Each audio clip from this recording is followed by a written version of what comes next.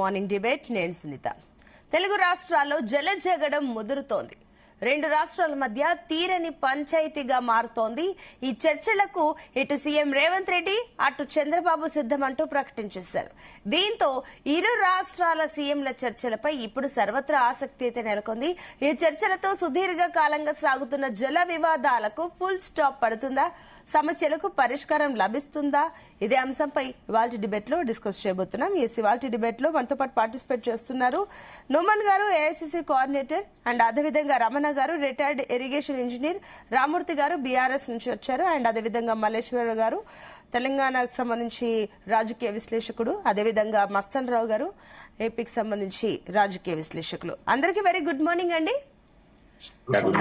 Yes, ముందుగా రమణ గారు, నేను మీతో స్టార్ట్ చేస్తాను. సో చూస్తున్నాం, తెలంగాణలో నీటి పంచాయతీకి సంబంధించి మనం ఎప్పటి నుంచో చర్చలు చేస్తూనే ఉన్నాం. కానీ ఈసారి ఏంటంటే కూడా కొత్తగా ఈ అంశం తెరపైకి వచ్చిన తర్వాత అటు చంద్రబాబు చర్చలకు సిద్ధమన్నారు. ఆ తర్వాత కాస్త గొడవలు, రాద్ధాంతాలు ఇవన్నీ జరిగినప్పటికీ కూడా నిన్న ఇద్దరు కూడా, అటు చంద్రబాబు ఒక మీటింగ్ లో ప్రకటించేస్తారు, ఇటు రేవంత్ రెడ్డి కూడా ఇద్దరు సభల్లో ప్రకటించారు. కాబట్టి ఇప్పుడు ఏమైనా మారే ఛాన్సెస్ ఉన్నాయా? దీనికి ఎండ్ కార్డు పడుతుంది అనుకోవచ్చా సీఎంల భేటీతో? అక్కడ ఉన్నటువంటి మస్తాన్ రావు గారికి, మిగతా మిత్రులకు అందరికీ నమస్కారం. ఇప్పుడు సీఎంల చర్చలేమో గాని మన డిబేట్లలో మాత్రము చర్చలు బాగా జరుగుతున్నాయి. ఈ చర్చల నుంచి ఒక చర్చలు మొదలు కావాలి. డిబేట్ల టీవీలలోనే కాదు, ఇద్దరు సీఎంలు కూడా కూర్చోండి చర్చలు చేసుకోవాలి. దానికి ఒక డేట్, ముహూర్తం కూడా నిర్ణయం చేసుకొని మాట్లాడుకోవాలి. దాంట్లో ఎటువంటి అపోహలు అవసరం లేదు. చంద్రబాబు నాయుడు శిష్యుడినా, ఇద్దరు కలిసి చేశారు, లేకపోతే ఇంకేదన్నా దానికి పరిష్కారం ఏదొచ్చినా గానీ దానికి మళ్ళా విమర్శలు అనేటివి రాకుండా ఉండే రకంగా చర్చలు జరగాలి. ఇవి చర్చల సారాంశమే. ఇప్పుడు బచావత్ ట్రిబ్యునల్ గానీ, బ్రిజేష్ ట్రిబ్యునల్ గానీ, ఇప్పుడు బచావత్ ట్రిబ్యునల్ లో కూడా అప్పుడున్నటువంటి సీఎంలు ఒప్పందాలు చేసుకున్న వాటినే బచావత్ ప్రకటించాడు. ఆ ట్రిబ్యునల్, ఇప్పుడు బ్రిజేష్ ట్రిబ్యునల్ కూడా ఇప్పుడు ఇద్దరు సీఎంలు ఒప్పుకున్న తర్వాత దాన్ని ప్రకటించే అవకాశము ఉంటుంది. ఆ ట్రిబ్యునల్ కూడా మనము ఒక రకంగా ఒక ఈజీ వేగా, అంటే ఇప్పుడు 2013 లో ఆయన యాక్చువల్ గా ట్రిబ్యునల్ బ్రిజేష్ ఇచ్చాడు. తెలంగాణ వచ్చినందుకు మళ్ళీ దాన్ని రివ్యూ చేస్తున్నాడు. చూడండి, అంటే ఎన్ని సంవత్సరాలు పట్టింది. ఇప్పుడు దాదాపు 25 సంవత్సరాల నుంచి బ్రిజేష్ ట్రిబ్యునల్ లో అది అట్లనే పెండింగ్ ఉన్నది. ఆ పెండింగ్ ఉండడం వల్ల మనం ప్రాజెక్టు కట్టుకోలేకపోతున్నాం. ఒకవేళ కట్టుకున్నా గానీ సెంట్రల్ గవర్నమెంట్ ఫండ్స్ మనకు రావు. దానికి అప్పులు చేసుకొని పట్టుకోవాల్సిన పరిస్థితి ఏర్పడుతుంది. కాళేశ్వరం గానీ, తర్వాత ఇవన్నీ కూడా, కాళేశ్వరం కూడా మనకు ఇటువంటి ప్రాజెక్టులు, మనం ఇప్పుడు బంకచర్ల గానీ, ఇప్పుడు ఇవన్నిటికీ ఆ అప్రూవల్స్ లేకుండా ఉంటే, మనకు టిఎస్సి అప్రూవల్ లేకుండా ఉంటే ఈ యొక్క సెంట్రల్ గవర్నమెంట్ ఫండ్స్ గానీ ఏ ఫండ్స్ కూడా రావు. అవి అప్పులు చేసి కట్టుకోవాల్సిన పరిస్థితి ఏర్పడుతుంది. ఇంకో విషయం ఏంటంటే, ట్రెండ్ ఎలా ఉంది అంటే, ఏ ప్రభుత్వం కూడా వచ్చినా గానీ పాత ప్రభుత్వం చేసిన ప్రాజెక్టులని పక్కన పడేసి వీళ్ళు కొత్త ప్రాజెక్టులను చేయడము, అటు రాయలసీమ లిఫ్ట్ ఇరిగేషన్ కావచ్చు, ఇక్కడ కాళేశ్వరం ప్రాజెక్టు కావచ్చు, అంటే 1,00,000 కోట్లు ఖర్చు పెట్టిన తర్వాత కూడా ఆ ప్రాజెక్టు పనికి రాకుండా పోయింది అని బదనాము చేయడము అనేది ఒకవైపు. దాన్ని ఎలా వాడుకోవాలి అనేటువంటిది కూడా, దాంట్లో మల్లన్న సాగర్ కావచ్చు, ఇంకా ఒక మేడిగడ్డ ఒకటే కాదు కాళేశ్వరం ప్రాజెక్ట్ అంటే, అవన్నిటిని కూడా, ఆ కాలువలు, తర్వాత టనల్స్, ఈ రిజర్వాయర్స్, ఇవన్నిటిని కూడా ఎలా వాడుకోవాలనేది కూడా ఈ కొత్త ప్రభుత్వం ఆలోచించాలి. అయితే ఎందుకు అట్లా ఆలోచించదంటే, కొత్త వర్క్ క్రియేట్ అవుతే కాంట్రాక్టర్కే కొత్తగా వర్కులు క్రియేట్ అవుతాయి, కొత్తగా వర్కులు వస్తాయి, ఆ వర్కులు వస్తే పెరుకులు వస్తాయి. కాబట్టి ఇవన్నీ దృష్టిలో పెట్టుకొని ఇవాళ గవర్నమెంట్లు నడుస్తున్నాయి. కాంట్రాక్టర్, 2 గవర్నమెంట్లకు కాంట్రాక్టర్ ఒకటే, ఇద్దరు 2 రాష్ట్రాలకు కూడా. ఇక్కడ కాంట్రాక్టర్ ఆయనే, అక్కడ కాంట్రాక్టర్ ఆయనే, ఏ పని తీసుకున్నా గానీ. ఇప్పుడు బంకచర్ల ఇదేం కొత్త ప్రాజెక్ట్ కాదు. బంకచర్ల కూడా, బంకచర్ల కట్టడానికి బంకచర్లకి పర్మిషన్ దొరకదండి. ఎందుకు దొరకదంటే, ఫ్లడ్ వాటర్ మీద ఏ ప్రాజెక్టుకు అనుమతి ఇవ్వరు సిడబ్ల్యూసి. గోదావరిలో నీళ్లు ఉన్నాయన్ని అంటే 1173 టీఎంసీ నీళ్లున్నాయి యాక్చువల్ గా ఆ లెక్క ప్రకారం. భూపాలపట్నంలో హైడల్ ప్రాజెక్ట్ కట్టినట్టు అయితే ఇంకొక 300 టీఎంసీలు యాడ్ అవుతాయి. దాన్ని యాడ్ కాక భూపాలపట్నం కట్టక ముందే ఆ 300 టీఎంసీల కోసము ఇవాళ పోలవరం గానీ ఇంకా మిగతా ప్రాజెక్టులు కూడా, ఈ సీతమ్మ సాగర్ గానీ, ఇవన్నీ కూడా ఏంటంటే ఆ 300 టీఎంసీలు వస్తాయి అనుకోని 1480, అంటే కంబైన్డ్ ఏపీకి 1480 అనుకోని ప్రాజెక్టులన్నీ కూడా మనము చేసుకుంటున్నాము. ఇది చాలా పొరపాటు. భూపాలపట్నం కూడా కడితేనే ఇవన్నీ కూడా సక్సెస్ అవుతాయి.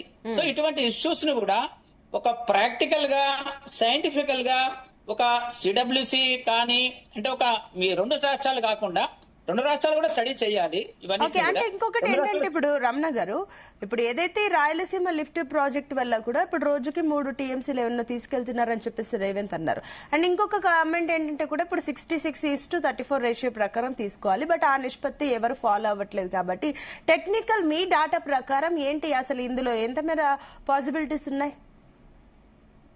ఇప్పుడు ఒకటండి, మనము ప్రాజెక్టులు అన్ని మొదలు పెట్టాము. పాలమూరు రంగారెడ్డి గాని, ఎస్ఎల్బిసి టనల్ గాని, నెట్టంపాడు గాని, భీమా గాని, కల్వకుర్తి గాని, ఇవన్నీ కూడా మొదలు పెట్టి వాటిని పూర్తి చేయడం అంటే అర్థం ఏంటిది? రిజర్వాయర్లు ఒక్కటే కట్టడం కాదు. మల్లన్న సాగర్ 50 టీఎంసీలు, ఇవన్నీ మనం రిజర్వాయర్లు విడిచిపెడుతున్నాం. వాటికి కెనాల్స్ కూడా డిస్ట్రిబ్యూషన్ కు 100 కోట్లు ఖర్చు పెట్టారండి. పాలమూరు రంగారెడ్డి లోపల ఒక 5 ఫర్మ్స్ కి, సుమధుర, ఆర్వి అసోసియేట్స్, ఇవన్నిటికి మనిషి ఒక 20 కోట్లు ఓన్లీ ఆ మ్యాప్ను తయారు చేయడానికి 100 కోట్లు ఖర్చు పెట్టారు. దాని మీద ఉన్న శ్రద్ధ ఇవాళ ఆ రిజర్వాయర్ల కింద నెట్వర్క్ ఏదైతే main canal, distributors canals, field channels, అంటే ఈ ప్రాజెక్ట్ ఒకటే కాదు, కొత్త ప్రాజెక్టులే కాదు, పాత ప్రాజెక్టులలో కూడా ఈ కెనాల్ సిస్టమ్ మీద ఉన్న శ్రద్ధ లేదు. రిజర్వాయర్స్ మీద కట్టే శ్రద్ధ, పంపులు కొంటే డబ్బులు వస్తాయి, కొత్త పంపులు కొంటే డబ్బులు వస్తాయి, పాత పంపులు పక్కన పడేసేసి. సో ఈ రకంగా శ్రద్ధ అనేది లేదు. శ్రద్ధ ఉంటే ఖచ్చితంగా ఇప్పుడు నీళ్లు అనేది పంపకం అనేది మొదటి స్టెప్ అండి. ఇప్పుడు 66:34 గానీ, 50 గానీ, లేకపోతే మనం 550 అడుగుతున్నాము ట్రిబ్యునల్ లోపల. 550 అడుగుతున్నాము. ఎందుకు అడుగుతున్నాము? 550 అడిగితే మనం 550 ఇచ్చినట్టు అయితే మనం ఏ ప్రాజెక్ట్ ప్రపోజ్ చేసుకున్నా దానికి సెంట్రల్ ఫండ్స్ వస్తాయి. అది ఇప్పుడు నేషనల్ ప్రాజెక్ట్ ఎవరికి ఇస్తలేరు. కాకపోతే మనకు మిగతా స్కీమ్లలో 60-40 రేషియోలో ఇట్లా మనకు వాటిని ఫండ్స్ మనం డైవర్ట్ చేసుకోవచ్చు. దానికి అప్పులు చేసుకునే అవసరం లేదు. ఇప్పుడు అంత తొందరపడి ప్రాజెక్టులు కట్టి వితౌట్ పర్మిషన్స్ కట్టితే కూడా, బంకచర్లో కూడా వాళ్ళు టెండర్ ఇచ్చారు. ఒకవేళ వితౌట్ ప్రాజెక్ట్ వాళ్ళు అప్పు చేసి కట్టినా కూడా అది మరో కాళేశ్వరం అవుతుంది తప్ప మీరే ఇంకోటి కాదు.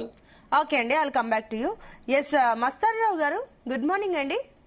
ఎస్ మస్తాన్ రావు గారు, సో దీనిపైన మీ అనాలిసిస్ ఏంటి? అండ్ ఇంకొకటి ఏంటంటే ఇప్పుడు ఇద్దరు ప్రకటించారు, కానీ ఎప్పుడు చర్చలకు కూర్చుంటారో లేదు క్లారిటీ లేదు, కానీ ఇద్దరు ఓకే చర్చలకు రెడీ అన్నట్టు మనకైతే ప్రకటన అయితే చేశారు. సో ఏంటి దీనివల్ల ఒక కొలిక్కి వస్తుందని అనుకోవచ్చా? గతంలో కూడా సీఎంల భేటీలు జరిగాయి ఈ జల్ల జగడాలకు సంబంధించి, కృష్ణాకి వాటర్కి సంబంధించి, కేఆర్ఎంబికి సంబంధించి కూడా మాట్లాడుకుంటూ జరిగారు. ఇవన్నీ అయ్యాయి కానీ ఇంతకు జరగలేదు. కానీ ఇది ఎండ్ కార్డు పడుతుంది అనుకోవచ్చా ఈసారి? గుడ్ మార్నింగ్ అండి. జీ తెలుగు ప్రేక్షకులకు, ప్యానెల్లో ఉన్న ఇతర పెద్దలకు, మీకు కూడా. ఇప్పుడు కృష్ణా గోదావరి నదులకు సంబంధించి తెలంగాణ, ఆంధ్రప్రదేశ్ మధ్య నీటి కేటాయింపులు కానీ, నికర జలాలు కానీ, ఇష్యూడ్ వాటర్ కానీ, వీటికి సంబంధించి చూడండి దశాబ్దాలు గడుస్తూ ఉంటాయి. ఈ రాజకీయ నేతలు ఏంటంటే, నేను అనేది తెలంగాణ కావచ్చు, ఆంధ్రప్రదేశ్ కావచ్చు, ఏ ముఖ్యమంత్రులైనా కావచ్చు, వాళ్ళ పబ్బం గడుపుకుంటానికి ప్రజల్లో వాళ్ళ పార్టీకి సంబంధించి ఏదో వాళ్ళ అనుకూలంగా ఉన్నారు, లేదా మేమేదో న్యాయం చేయబోతున్నాం అని చెప్పడం తప్పితే, ఇప్పుడు తెలంగాణ విభజన జరిగి, ఆంధ్రప్రదేశ్ విభజన జరిగి 11 ఏళ్ళు అవుతుంది. లేదు అంతకు ముందు తెలంగాణకు సంబంధించి అనేక ప్రాజెక్టులకు సంబంధించి పోరాటాలు జరిగాయి. ఇప్పుడు 11 ఏళ్ళు అవుతుంది. కేసీఆర్ గారు అంతకు ముందు చేపట్టిన ప్రాజెక్టుల్లో ఎన్ని పర్యావరణ అనుమతులు తీసుకొచ్చారు, ఎంత ఇష్యూడ్ వాటర్ కి సంబంధించి. ఇప్పుడు కేఆర్ఎంబి గాని, జిఆర్ఎంబి గాని కూర్చున్నప్పుడు ఏదో అక్కడ టీ బిస్కెట్స్, స్వీట్స్ తిని వెళ్ళిపోవడం తప్పితే ఎప్పుడైనా ఒక ఎండింగ్ కి తెచ్చారా ఏ ప్రాజెక్టులైనా? ఇటు ఆంధ్రప్రదేశ్ వాళ్ళు కానీ కూర్చోవటం, వాయిదా వేసుకోవటం, వెళ్ళిపోవటం. మళ్ళీ ఏంటంటే అక్కడ ఆంధ్రప్రదేశ్ లోనో, లేకపోతే ఇక్కడ ఆంధ్రప్రదేశ్ లోనో, అక్కడ తెలంగాణలోనో ఏదైనా ఇష్యూస్ వచ్చినప్పుడు డైవర్ట్ చేయడానికి, సెంటిమెంటల్ రెచ్చగొట్టడానికి తప్పితే, మనము కన్స్ట్రక్టివ్ గా ఆ నిధులు కేటాయించి ఏదైతే ఇరిగేషన్ ప్రాజెక్టులు, ఎత్తిపోతల పథకాలు కావచ్చు, ఇరిగేషన్ ప్రాజెక్టులు కావచ్చు, ఎంత మేర వాటిని పూర్తి చేయడానికి వీళ్ళందరూ కూడా నడుం కట్టున్నారనేది చూస్తే అందరూ ఫెయిల్ అయ్యే విషయంలో. అటు ఆంధ్రప్రదేశ్ రాజకీయ నేతలు కావచ్చు, అది జగన్మోహన్ రెడ్డి గారా, చంద్రబాబు నాయుడు గారా, ఆ మధ్యలో ఉన్న కిరణ్ కుమార్ రెడ్డి గారా, రోసయ్య గారు, ఎవరు చూడండి ఏ ప్రాజెక్టులకు సంబంధించి. ఇప్పుడు కేసీఆర్ గారు ఉన్నారు. నిజానికి చూడండి, కేసీఆర్ గారు చిత్తూరు, రాయలసీమ వచ్చినప్పుడు రాయలసీమ అదేవిధంగా అది గోదావరి జలాలతో లేకపోతే కృష్ణా జలాలు మొత్తం అనుసంధానం చేయడం ద్వారా రాయలసీమను సస్యశ్యామలం చేస్తామని ఆయన కూడా ప్రకటించారు. అయితే ఇప్పుడు చూస్తే ఏంటంటే ఇప్పుడు రేవంత్ రెడ్డి గారు ప్రకటన ఇదంతా ఇష్యూ కారణం ఏంటి చెప్పండి. ఆ మధ్య ఉత్తమ్ కుమార్ రెడ్డి గారు ఎంత పర్సంటేజ్ అనే దాని మీద ఇద్దరం కూర్చుంటాం, మేము కేంద్రానికి వెళ్తామని కొన్ని రోజులు గడిచింది, అది నడిచిపోయింది. మళ్ళీ ఇప్పుడు రేవంత్ రెడ్డి గారి స్టేట్మెంట్ తో ఇది నడిచింది, ఇద్దరు కూర్చుంటాం అంటారు. నేననేది ఏంటంటే విశాల దృక్పథంతో అటు తెలంగాణ ప్రజలకు రైతులకు, ఇటు ఆంధ్రప్రదేశ్ ప్రజలకు రైతులకు కూర్చొని మనం న్యాయం చేసేసి ఇది ఇక్కడ ఎండ్ పాయింట్ తెద్దాం.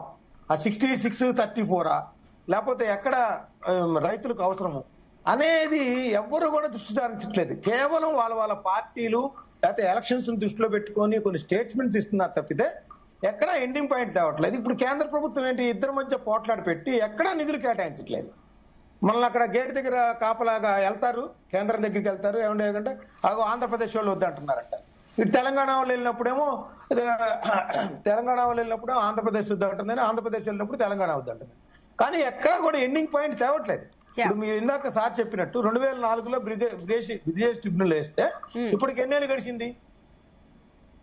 31 ఏళ్ళు అవుతుంది. దానికి ఎండింగ్ పాయింట్ 2013లో తుది తీర్పు ఇచ్చారు. దానికి సంబంధించి మళ్ళీ విభజన 2014లో జరిగింది. దానికి అనుగుణంగా నీటి కేటాయింపులు జరుగుతున్నాయా లేదా అంటే ఇప్పుడు మళ్ళీ 11 ఏళ్ళు గడిచిపోయింది.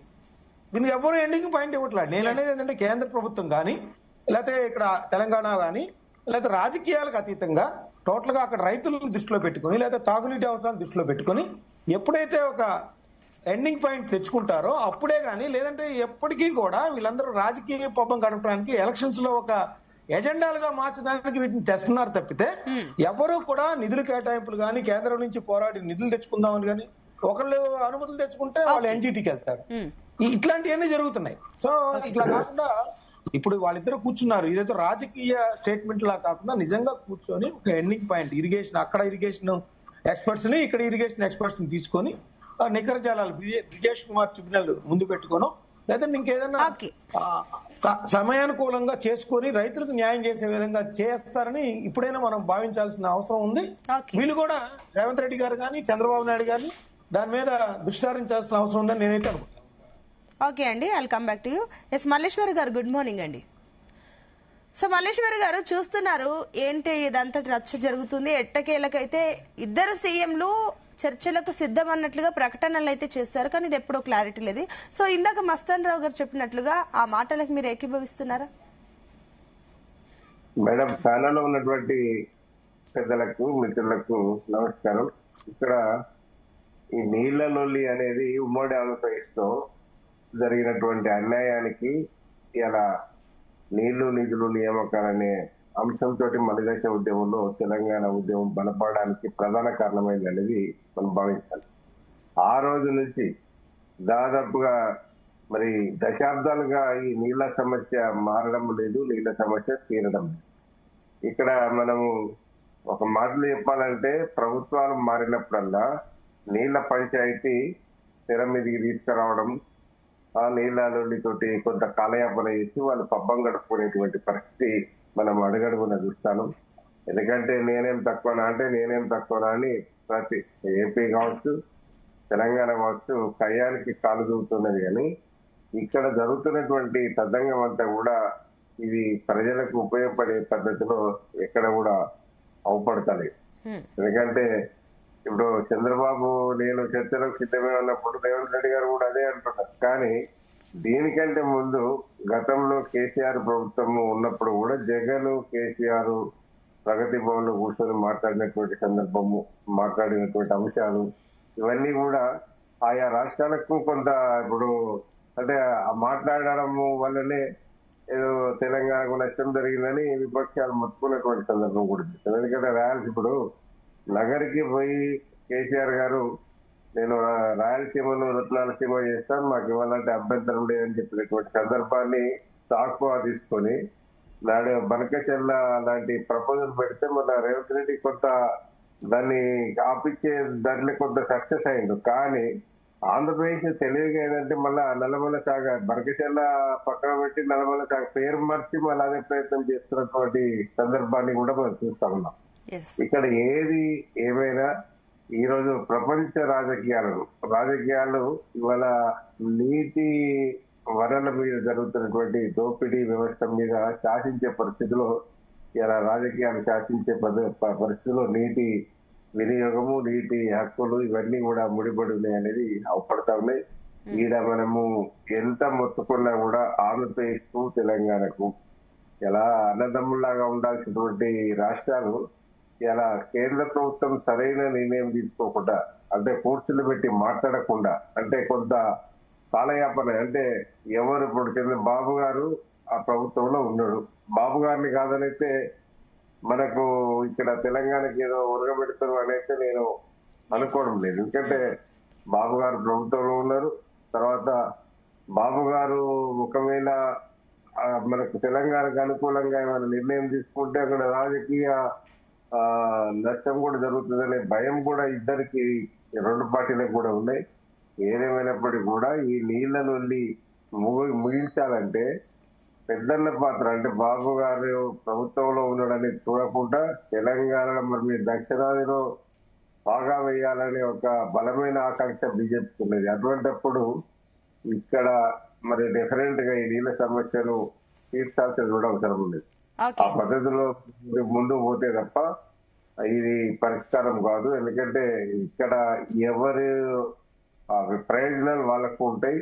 ఎవరి తెలంగాణ ప్రజల ఆకాంక్షలు నెరవేర్చేందుకు రేవంత్ రెడ్డి కావచ్చు, అక్కడ ఆంధ్రప్రదేశ్ ప్రజలకు అనుకూలంగా చంద్రబాబు కావచ్చు. ఎందుకంటే వాళ్ళు ఎక్కడ ఒక్క రాంగ్ స్టెప్ వేసినా కూడా నష్టం జరిగేది ఆయా ప్రభుత్వాలకే. కాబట్టి వారు ఆ పక్షాన ప్రతినిధిగా కొట్లాడడానికి ఎప్పుడు వెనుకాడరు. అందుకే చర్చలకు సిద్ధపడుతున్నారు. చర్చలకు సార్ మంచిగా చెప్పాడు, ఏంటంటే మీటింగ్ పెడతారు, కూర్చుంటారు, అంత అయిపోతుంది, కానీ దానికి పరిష్కారం దొరకట్లేదు. ఇప్పుడు అది కాదు కదా మనకు కావాల్సింది. మనకు కూర్చోవాలి, దానికి ఒక పర్మనెంట్ సొల్యూషన్ కూడా దానికి తీసుకురావాలి. ఆ పద్ధతిలో మరి అందరినీ ఇన్వాల్వ్ చేసి గవర్నమెంట్ మరి ఇక్కడ ఏం లేదు, ఇద్దరు ఒక రకంగా చెప్పాలంటే చంద్రబాబు రేవంత్ రెడ్డి ఇప్పుడు పరిష్కారం దొరకడానికి ఒక అవకాశం ఉంది. ఎందుకంటే వాళ్ళు కూడేటువంటి సాన్నిహిత్యం. అయితే మరి సేమ్ కేసీఆర్ జగన్ అంతకంటే గొప్ప సాన్నిహిత్యం ఉన్నది. కానీ మరి అది అప్పుడు ఆనాడు పరిష్కారం దొరకండి, ఇప్పుడు దొరుకుతుందని కూడా అనుకోవడానికి వీల్లేదు. ఏదేమైనా బీజేపీ ఇన్వాల్వ్ అయితే తప్ప ఇది పరిష్కారం కాదు. ఓకే అండి. రామూర్తి గారు గుడ్ మార్నింగ్ అండి. గుడ్ మార్నింగ్ అండి. సో రామూర్తి గారు, సో ఇప్పుడు రేవంత్ రెడ్డి చంద్రబాబు నాయుడు భేటీ కాబోతున్నారు అన్న సంకేతాలు కనిపిస్తున్నాయి. కాబట్టి ఒకవేళ భేటీ జరిగితే ఏం మాట్లాడితే బెటర్ అని బీఆర్ఎస్ భావిస్తుంది. అండ్ అదే విధంగా గతంలో కూడా భేటీలు జరిగాయి, మీ హయాంలో కూడా భేటీలు జరిగాయి, కానీ ఇది ఒక సమస్యకు సంబంధించి ఇంతవరకు కొలిక్కి రాలేదు. కానీ వీళ్ళ భేటీ వల్ల ఏమైనా క్లియర్ అవుతుందని అనుకుంటున్నారా? గత చరిత్ర చూసుకుంటే వాస్తవంగా ఏదైతే ఆంధ్రప్రదేశ్ లో టీడీపీ గానీ ఇక్కడున్న కాంగ్రెస్ ప్రభుత్వం గానీ తెలంగాణకు పెద్దగా చేసింది ఏం లేదన్నది కూడా చరిత్రకారులు గానీ చరిత్ర చెప్తున్నది. ఎందుకంటే వాస్తవాలు ఏంటంటే నీళ్ల విషయంలో అనాదిగా దాదాపు 60 ఏళ్లు కలిపిన తర్వాత ఏ విధంగా 56 నుంచి వెళ్ళి ఏదైతే 2014 వరకు ఏ విధంగా అన్యాయం అయిందో తెలుసు. ఎందుకంటే ఇరు పార్టీలే పరిపాలన కాబట్టి మళ్ళీ ఈ పార్టీలను నమ్మే పరిస్థితి లేదండి తెలంగాణలో. ఎందుకంటే మొన్న ఓట్లేసింది కూడా కొంత ఏంటంటే ఒకసారి అవకాశం ఇస్తాం అనుకున్నారు తెలంగాణ వచ్చిన తర్వాత. కానీ వచ్చిన తర్వాత కూడా ఏదైతే ఇప్పుడు ఈయన మీటింగ్లకు అటెండ్ అయినప్పుడు కానీ ఈయన చేస్తున్న వ్యవహారం కానీ నీటి విషయంలో కానీ ఏదైతే మొన్న వర్షాకాలంలో కృష్ణానది నీళ్లు కింది కోల్పెట్టడం కానీ అదేవిధంగా గోదావరి నీళ్లు కూడా కింది కోల్పెట్టడం కానీ తెలంగాణ సమాజం మొత్తం చూసింది. అందుకనే ఆయన నమ్మట్లేదు. ఎందుకంటే చంద్రబాబు కూడా ఏ విధంగా మన నీటి విషయంలో కానీ కరెంటు విషయంలో కానీ తెలంగాణ ఏర్పాటైన తర్వాత ఏ విధంగా అన్యాయం చేసింది అన్నది కూడా లెక్కలతో సహా గతంలో కూడా మీకు చెప్పడం జరిగింది. కానీ ఏంటంటే వాస్తవంగా 48 నుంచి వెళ్ళి ఏదైతే 56 వరకు ఏదైతే వాస్తవంగా జరిగిన అంశాలు కూడా చెప్తారు. తెలంగాణ ఏర్పడిన తర్వాత 8 సంవత్సరాలు సపరేట్ గా ఉన్నప్పుడు కొత్తగా ఆయకట్టు, ఎందుకంటే అప్పుడు కొత్త తెలంగాణ కాబట్టి అప్పుడు రజాకార్ల పాలన నుంచి వెళ్ళి వాస్తవంగా విముక్తి అయిన తర్వాత ఏదైతే వాస్తవంగా అంటే 16 లక్షల ఎకరాలకు కొత్త ఆయకట్టు ఇచ్చింది. అప్పుడు 48 నుంచి వెళ్ళి 56 వరకు తెలంగాణ రాష్ట్రం సపరేట్ గా ఉన్నప్పుడు. దాని తర్వాత 56 నుంచి 2004 వరకు వాస్తవం కాంగ్రెస్ పార్టీ ఉన్నది. అయితే 36 లక్షల ఎకరాలకు కొత్త ఆయకట్టు ఇచ్చింది. అదేవిధంగా 2004 నుంచి 2014 వరకు కూడా వాస్తవంగా చెప్పాలంటే ఈ ఇరు పార్టీలే ఉన్నాయి. 6,64,000 ఎకరాలకు మాత్రమే నీళ్ళు అందించింది. అయితే 2014 తర్వాత 2023 వరకు మా ప్రభుత్వం వచ్చిన తర్వాత మేము నీటి విషయంలో తీసుకొచ్చిన విప్లవాత్మకమైన కార్యక్రమాల ద్వారా 48,74,000 ఎకరాలకు కొత్త ఆయకట్టు తీసుకొచ్చినాం. ఈ విధంగా మేము తెలంగాణకు న్యాయం చేయడానికి ప్రయత్నం చేశాం. అదేవిధంగా కాకతీయుల నుంచి వాస్తవంగా నిజాం పరిపాలన వరకు అయితే గోదావరి మీద వాడుకున్న వాటర్ కూడా చెప్తారు 252 టీఎంసీలు మాత్రమే. ఎంత ఘోరమైన అన్యాయం అంటే అంత ఘోరమైన అన్యాయం. అదేవిధంగా కాంగ్రెస్ టీడీపీ పాలనలో ఏదో వాస్తవంగా అప్పటి నుంచి ఇప్పటి వరకు ఏదైతే నిజాంల చెర నుంచి విముక్తి అయిన తర్వాత ఏదైతే వీళ్ళ చేతులకు వచ్చిన తర్వాత టీడీపీ కానీ అదేవిధంగా కాంగ్రెస్ పార్టీ అధికారులు 265 టీఎంసీలే, కానీ వాడుకోవాల్సింది ఎంత 968 టీఎంసీలు తెలంగాణ. కానీ వాస్తవంగా వాళ్ళు ఇచ్చింది వాస్తవంగా తెలంగాణ నేలకు కరువు ప్రాంతంగా మారి వాస్తవంగా ఈ ప్రాంతం ఎడారిగా మారి ఆకలి చావులకు అయితే రైతులు వాస్తవంగా చెప్పాలంటే పెరగన్నంలో పురుగన్నం పెట్టుకుని చనిపోయిన ఘటనలు ఈ నెల సాక్ష్యాధారంగా మనం చూసుకోవచ్చు. అదేవిధంగా మా బీఆర్ఎస్ పరిపాలనలో దాదాపు 400 టీఎంసీల వరకు వచ్చిన తర్వాత, ఎందుకంటే వాస్తవంగా 968 టీఎంసీలు వాడుకోవాలి కానీ ఓవర్ నైట్ ప్రాజెక్ట్ కట్టుకోలేం కాబట్టి వాస్తవంగా కొన్ని ప్రాజెక్టు కట్టుకోవడం జరిగింది గోదావరి మీద. ఏ విధంగా అన్నది కూడా చెప్తా, ఎందుకంటే చాలా చిన్న అంశం కాదు. ఎస్ఆర్ఎస్పి ఓన్లీ ఉమ్మడి పాలలో ఎస్ఆర్ఎస్పి ఉండేది. ఎస్ఆర్ఎస్పి తర్వాత వాస్తవంగా ఒక్కొక్క ప్రాజెక్టు కట్టని 600 కిలోమీటర్లు ఒక్కొక్క ప్రాజెక్టు కట్టలేదు. ఎందుకంటే తెలంగాణ నేల మీద గోదావరి 600 కిలోమీటర్లు ప్రవహిస్తుంది, అదేవిధంగా 300 కిలోమీటర్ కృష్ణ ప్రవహిస్తుంది. కానీ వాస్తవంగా వీళ్ళు ప్రాజెక్టు కట్టకుండా వాస్తవంగా తెలంగాణ నేలకు అన్యాయం చేసుకుంటే ఎస్ఆర్ఎస్పి తర్వాత సదర్మట్ తర్వాత ఎల్లంపల్లి తర్వాత సుందిల తర్వాత అన్నారం తర్వాత మేడిగడ్డ తర్వాత సమ్మక్క సాగర్ తర్వాత సీతమ్మ సాగర్ కట్టుకొని వాస్తవంగా చెప్పాలంటే వాస్తవంగా 400 టీఎంసీల దాకా మనం తోడుకున్నాం. ఈ తోడుకున్న తర్వాత ఏం జరిగిందన్నది కూడా చెప్తాను. ఎందుకంటే ఇప్పుడు ఒకటండి రామూర్తి గారు, సరే దీని గురించి ఇది పెద్ద సబ్జెక్ట్, ఇది అందరికీ తెలిసిందే. కానీ ఒక పాయింట్ ఏంటంటే గతంలో సీఎంల భేటీ జరిగినప్పుడు, ఇంకొక ప్రశ్న, సీఎంల భేటీ జరిగినప్పుడు కేసీఆర్ కూర్చున్నప్పుడు కూడా ఇరిగేషన్ ఎక్స్పర్ట్స్ తో కూర్చున్నారా లేదంటే ఓన్లీ సీఎం అదే విధంగా కూర్చున్నారా? లేదండి, ఎప్పుడైనా కూడా ఈఎన్సీలు ఉంటారు. దాంతో పాటు వాస్తవంగా చెప్పాలంటే అప్పుడు మేము ఉన్నప్పుడు నీటి ఋషి విద్యాసాగర్ రావు గారు ఉన్నారు. ఆ విషయంలో ఎప్పుడైనా నీటి విషయంలో చాలా అంశాలు మేము ముందుకు తీసుకొచ్చినామనే అంశం నేను చెప్తున్నాను. ఎందుకంటే మేము ఉమ్మడిగా విషయం సంబంధించి కొలికి రాలేదు. నేను ఎందుకు రాదన్నది కూడా చెప్తా. మేము ఏ విధంగా మేము కేంద్రం మీద కొట్లాడామో వీళ్ళు ఏ విధంగా కొట్లాడుతున్నారని కూడా చెప్తా. వాస్తవంగా ఏంటంటే యుద్ధం ఉన్న కాడ కత్తి తిప్పితే దాన్ని యుద్ధం అనబడుతుందండి. మేము యుద్ధమే చేశాం, ఎందుకంటే కేంద్రంతో యుద్ధమే చేశాం. కానీ వీళ్ళు చేసేది అనాదిగా టీడీపీ కానీ కాంగ్రెస్ పార్టీ కానీ యుద్ధం లేని కాడ కత్తి తిప్పుతారండి. యుద్ధం లేని కాడ కత్తి తిప్పితే దాని ఏమంటారు, విన్యాసమే అంటారు. అది షో అనబడుతుంది అంతే తప్ప కానీ ఇంకేం కాదు. ఎందుకంటే తెలంగాణ వచ్చిన తర్వాత మేము ఏం చేసినామని కూడా చెప్తాం. 50-50 వాటా కోసం కృష్ణాలో వాస్తవంగా 28 లెటర్ రాసినామండి కేంద్రానికి.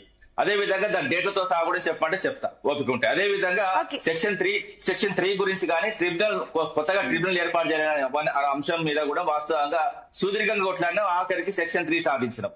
అదే విధంగా కాంగ్రెస్ పార్టీ రాగానే ఏదైతే కృష్ణాకు సంబంధించిన ఈ ప్రాజెక్టును కేఆర్ఎంబికి వాస్తవంగా చెప్పాలంటే అప్పగిస్తే వెంటనే కేసీఆర్ గారు బయటకు వచ్చి నల్గొండలో సభ పెట్టి తీవ్రంగా వ్యతిరేకిస్తే మళ్ళీ దాన్ని వెంటనే కాంగ్రెస్ ప్రభుత్వం వెనక్కి తీసుకోవడం జరిగింది. ఎందుకంటే నీటి విషయంలో అవగాహన ఉన్నది కాబట్టి, నీటి విషయంలో కొట్లాట మాకు తెలుసు కాబట్టి, నీళ్లు నిధులు నియామకాల మీద తెలంగాణ ఏర్పడ్డది కాబట్టి వాస్తవంగా రాయలసీమ విషయంలో కూడా మొన్న చూశారు. ఎందుకంటే మీ కాంగ్రెస్ రాగానే ఆపేసినామంటే మొన్న ఏదైతే ఆంధ్రప్రదేశ్ ప్రభుత్వం ఈ కాంగ్రెస్ ప్రభుత్వం ఇజ్జత్మానం తీసింది. ఎందుకంటే ఓన్లీ బీఆర్ఎస్ ప్రభుత్వం చేయబట్టే ఇది ఆగింది. ఎందుకంటే వాళ్ళు దాదాపు 18 లేఖలు రాసిళ్ళు. అది 21 ఆగడానికి కారణం వాస్తవంగా బీఆర్ఎస్ పార్టీ అని క్లియర్ గా చెప్పడం జరిగింది. ఎందుకంటే తెలంగాణ హక్కుల కోసం బీఆర్ఎస్ పార్టీ గౌరవ కేసీఆర్ గారు ఇంకోబండి. ఒక్క నిమిషం. నుమన్ గారు గుడ్ మార్నింగ్ అండి. చాలా అంశాలు ఉత్పన్నమవుతున్నాయి. ఏం మాట్లాడతారు ఏంటి, ఎప్పుడు చర్చ ఉండబోతుందో ఒక క్లారిటీకి అయితే వచ్చారు. ఓకే సంతోషం, ఇద్దరు సీఎంలు భేటీ కాబోతున్నారన్న సిగ్నల్ అయితే వచ్చింది. కానీ ఎప్పుడు అవుతారు, ఇరిగేషన్ ఎక్స్పర్ట్స్ తో కూర్చుంటారా, మీ దగ్గర ఉన్న కీ పాయింట్స్ ఏంటి, సొల్యూషన్ ఏ రకంగా ఫైండ్ అవుట్ చేయబోతుంది కాంగ్రెస్ ప్రభుత్వం? Very good morning to you as well as all the fellow panel members. So essentially water bodies గురించి, కృష్ణా వాటర్ గురించి ఈరోజు అయితే మనం మాట్లాడుతున్నాము. Essentially between both the Andhra Pradesh and Telangana. ఈ రకంగా అయితే ఆంధ్రప్రదేశ్ నుంచి తెలంగాణ విడిపోయినప్పుడు 2014లో తెలంగాణకి రావాల్సిన వాటా రావడం లేదని చెప్పేసి, మనకు కావాల్సినటువంటి వాటా మనకి ఇవ్వలేదని చెప్పేసి, మనకు కేటాయించాల్సినటువంటి నీళ్లు మనకు రావట్లేదని చెప్పేసి మనం మాట్లాడుతున్నాం, కొట్లాడుతున్నాం.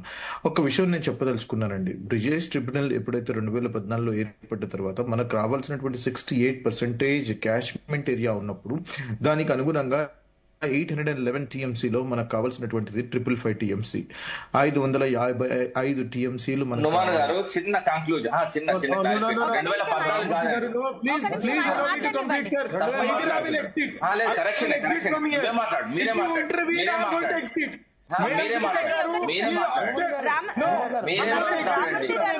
తప్పు చెప్పారు. ఇప్పుడు ప్యానెల్ లో అందరూ కూడా చెప్తున్నారండి. ఒక 2 minutes ఆగండి. హ్యూమన్ గారు పాయింట్ చెప్పండి, ఆ తర్వాత మీరు అడగచ్చు. రామూర్తి గారు